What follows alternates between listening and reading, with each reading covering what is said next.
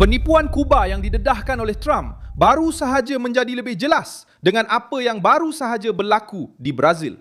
Polis Lebuhraya Persekutuan telah menemui 21 pendatang asing yang bersembunyi dalam 3 kenderaan di Boa Vista. Roraima dan 18 daripada mereka adalah warga Kuba yang didorong ke laluan haram melalui BR 401. Pada hari Kamis, 28 Mei 2026, kes ini mendedahkan satu luka yang cuba disembunyikan oleh propaganda rejim diktator Cuba. Keluarga-keluarga meninggalkan pulau itu, menyeberangi sempadan dengan sampan dan akhirnya jatuh ke tangan penyeludup manusia di utara Brazil. Operasi itu berlaku pada malam 22 Mei 2.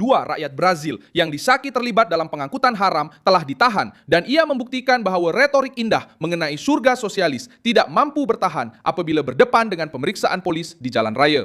Trump membongkar penipuan itu kerana tindakan keras terhadap rangkaian haram dan rejim yang bersekongkol dengan kekacauan migrasi mendedahkan siapa yang sedang melarikan diri, melalui mana mereka melarikan diri dan daripada siapa mereka melarikan diri. Kenapa begitu ramai warga Kuba memilih laluan yang berisiko? Bagaimana Brazil menjadi laluan utama dalam krisis ini? Saya akan ceritakan semuanya kepada anda sebentar lagi.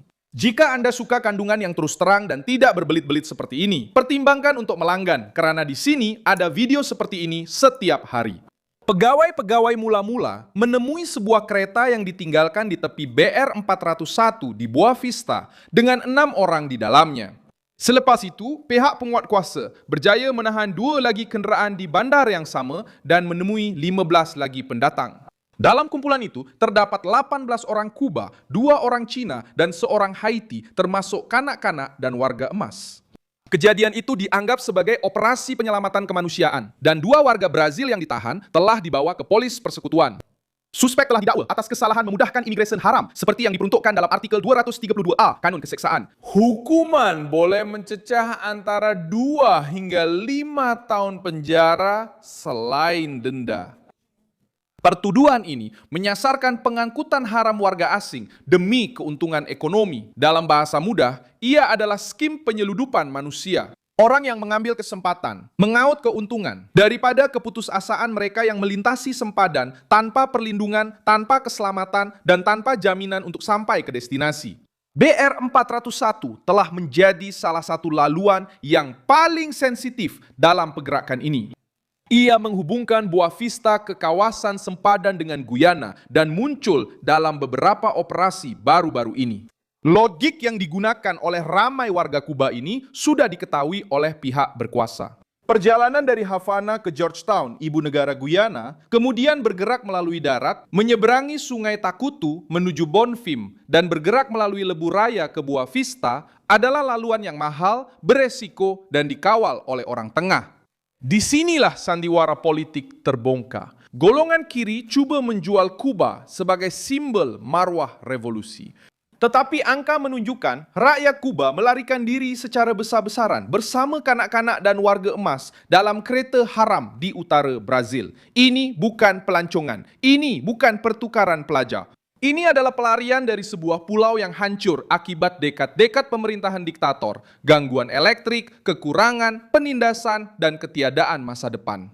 Brazil menerima kesan langsung daripada rejim yang memaksa rakyatnya sendiri menempuh perjalanan ini. Operasi pada 22 Mei itu tidak berlaku secara tiba-tiba. Pada 16 Mei, polis menemui 10 warga Kuba, termasuk 2 kanak-kanak berumur 2 dan 4 tahun, berhimpit-himpit dalam sebuah kereta tanpa tempat duduk belakang di jalan yang sama, BR 401. Pada 12 Mei, satu lagi operasi telah menangkap 31 warga Cuba yang telah menyeberangi sungai Tacutu dengan menaiki sampan dari Guyana. Pada 31 Mac, polis Lebuhraya Persekutuan Brazil telah menyelamatkan 34 warga Kuba di jambatan Macusis dan menahan 6 penyeludup warga Brazil yang membawa mereka dari Bonfim ke Boa Vista. Urutan ini menunjukkan corak, laluan dan pengulangan jenayah. Data daripada polis Lebuhraya Persekutuan Brazil menguatkan tahap keseriusan. Antara tahun 2024 dan Mei 2026, seramai 189 pendatang telah diselamatkan di Lebuhraya Persekutuan Roraima.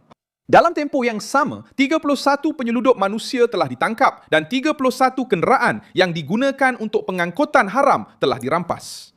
Kira-kira 91 daripada pendatang yang diselamatkan adalah warga Kuba. Angka ini menafikan cubaan untuk menganggap kes ini sebagai episod terpencil.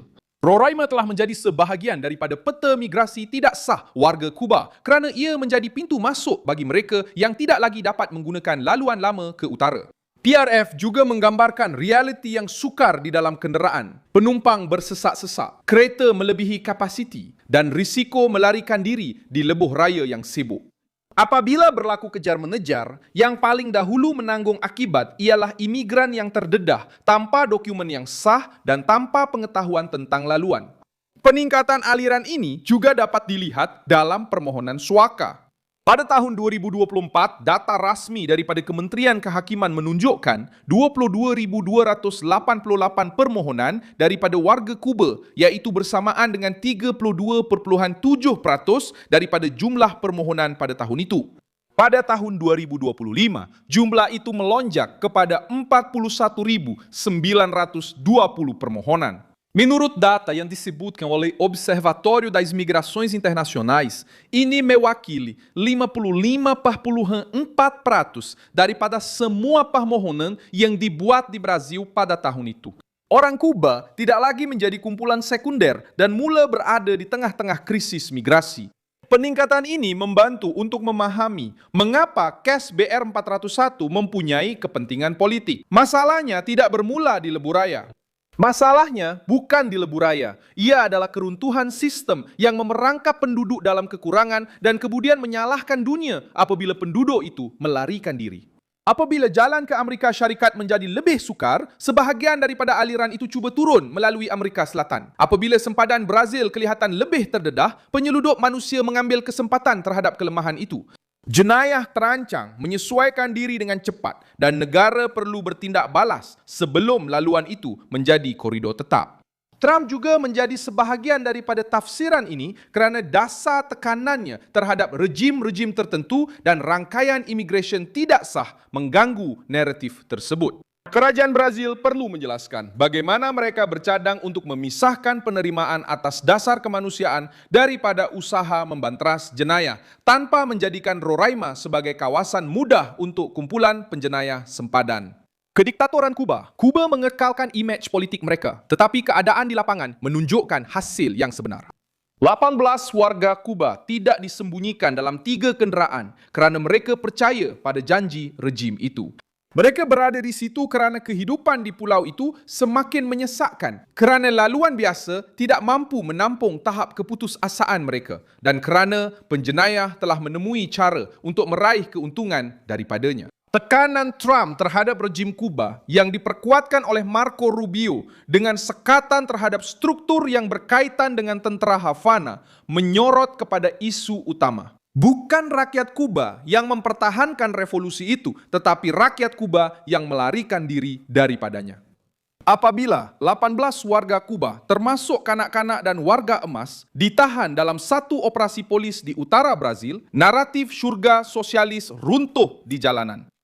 Kepungan di Brazil bukan sahaja menunjukkan imigrasi tidak teratur, tetapi juga kesan kemanusiaan daripada sebuah kediktatoran yang telah kehilangan makanan, tenaga, kebebasan dan masa depan. Dan walaupun begitu, di sini di Brazil masih ramai yang mempertahankan rejim itu dan mahu menjadikannya sebagai rujukan politik untuk kita. Saya Milson Alves, seorang internasionalis. Dan tujuan saya adalah untuk memastikan anda sentiasa mendapat maklumat yang benar setiap hari. Pautan berita ada di dalam deskripsi video. Sila tekan butang suka pada video ini, langgan saluran ini dan pada akhir nanti lihatlah ruangan komen supaya anda lebih terlibat dengan komuniti Wilson Alves.